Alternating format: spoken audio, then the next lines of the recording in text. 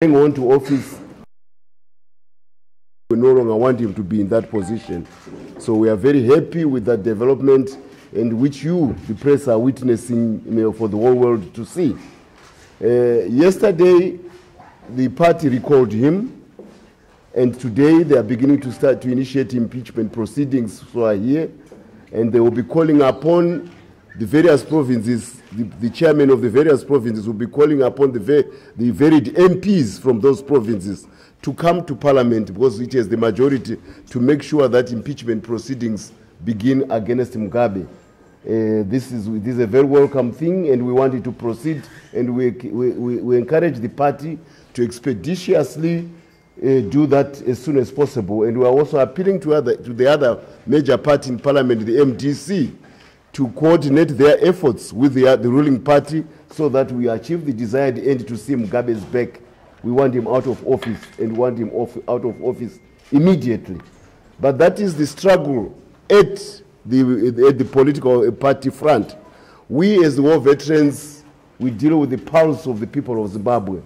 We are always conscious of what our people want. I told you the other day that we are the one with the reach, we are the organization with the deepest reach, the deepest and broadest reach with the Zimbabwean people, simply because we come from the war which freed this country, and every family lost somebody during that war. So we feel the pulse of the nation because people love their history.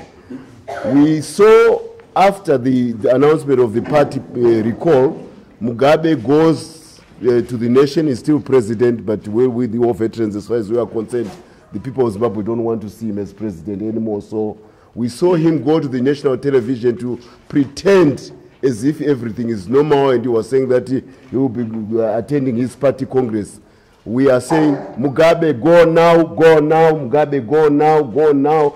Your time is up. Please leave State House and let the country start on a new page. You should have the dignity and decency to spare the country of further turmoil by simply announcing your departure immediately. If he can't, and this is the call which we are doing, we are repeating it again, and I'm glad you also you distributed the message when we came here on Thursday last week. We are bringing back the people of Zimbabwe to the streets. He will then have to settle his issues with the people of Zimbabwe once more. If last time there was 1 million and 1.5 million people, we are appealing to the people of Zimbabwe, those who came to bring another Zimbabwean, so that we double the crowd, which will be in Harare, to show tomorrow. Some can even start coming today. We have no problem with it. But tomorrow is the day. Whilst the parliament may be doing its business of dispensing with him, the people of Zimbabwe will be making sure, and this time there will be a sit-in. The last time the army appealed, they said, yes, thank you so much, and people were beginning to go to his house, in the leafy suburbs of northern Harare. And the army said, no, we are in control with him. He has seen reason, he may see reason, let's have an additional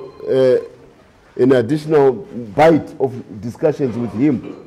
Now we were disappointed that yesterday, in the midst of all those army generals, he appeared to swap an agreed position and proceeded to read a document which clearly is the trademark of Jonathan Moyo, that document. And to the chagrin of the nation and to the utter outrage of the whole world, he proceeds to pretend as if his president is normal. It's no longer normal, Mr. Mugabe. It's done. Your president, it's history. So, this is why we are saying, whilst Parliament may be doing certain things, whilst the whole the other avenues, I think now I'll talk to you about possibly the judiciary too. All the people of Zimbabwe are engaged in this thing, but we, the war veterans, are going back to the people and calling upon them to come back. And we are appealing to the business community wherever you are. We saw the general support which you gave on Saturday. Now we want even more support. It will be a sit-in until Mugabe's back is seen by the people of Zimbabwe. We are not going to be leaving Harare until he's gone this time. That's what we are telling. The message is very clear. And we are also appealing to the diaspora. They come from every village of Zimbabwe. From wherever you are, if you sponsored an individual last time to come to the march, sponsor 2. If you sponsored a combi last time to come from your village to come to this march for against Mugabe, please sponsor 2 buses. We want the whole population to descend upon Harare and give an unmistakable message that we want to see Mugabe's back. The country has to start on a new page. His rule has been disastrous, particularly the last 15 years.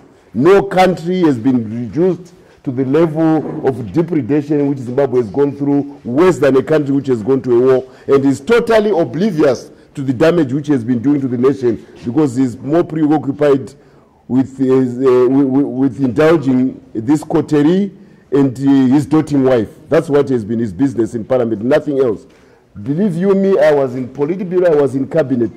The year you shall read the minutes of the cabinet of Zimbabwe, the Politburo of Zimbabwe, then you realize that Zimbabwe's resilience, the country has been literally running on the mess of God. The incompetence of that group is the crass incompetence of that group of rulers goes beyond measure. So this is what we are trying to rescue the country from. We need to make Zimbabwe be a modern country. It can sustain itself on autopilot with a rudderless administration. Imagine if it is properly ruled. It will confound the world. And that's what we want to do. I also want to mention that we have initiated a court action, and this surrounds our armed forces. Our armed forces, because they've got a revolutionary tradition. Remember, all the people who are war veterans, except maybe the young men at the extreme. Some of them remained in the army, like him. They became generals. We left and became diplomats soon after independence because the job was done. So our army has got a very, very political tradition. But in the one which is now, those who remained are very, very professional. They had to intervene to arrest a situation which would have forced them to deal with a serious breakdown of civil order in the country, because the people were real at the end of their tether with Mugabe. And the army would have been forced to intervene. But the worst thing was that the 2 frontline security agencies which should have handled this situation ahead were heavily infiltrated by the cabal of the G40.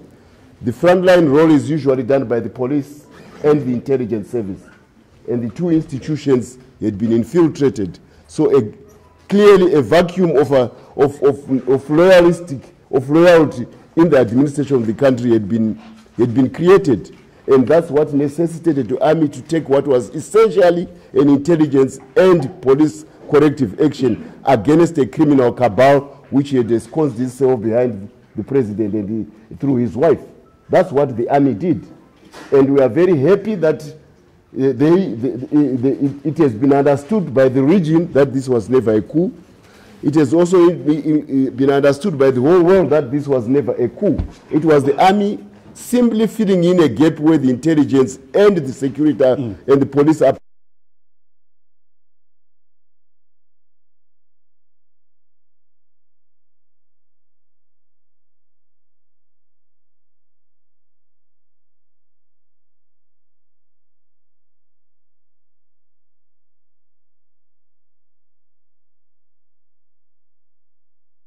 To SADC on this particular issue.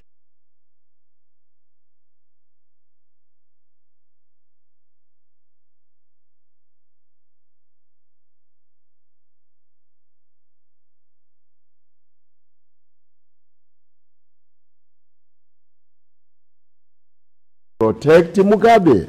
You understand?